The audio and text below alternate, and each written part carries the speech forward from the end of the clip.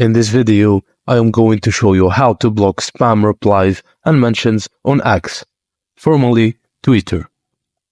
Muting specific words and phrases in an active way to filter out unwanted content, including spam replies and mentions. On X, while it may not completely eliminate spam, it significantly reduces the visibility of such posts in your timeline.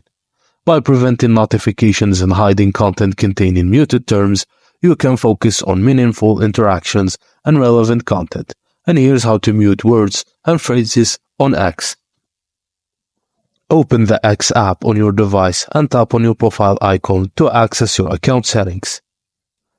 Tap on the drop-down menu next to the Settings and Support and then select Settings and Privacy. Then, navigate to the Privacy and Safety section. Tap on Mute and Block and select Muted Words from the options. Tap the plus icon to add a new muted word or phrase. Type the word or phrase you want to mute in the provided box. Or optionally, adjust other settings such as whether to mute notifications, whether to mute from everyone or only people you don't follow, and whether to mute matching hashtags and mentions.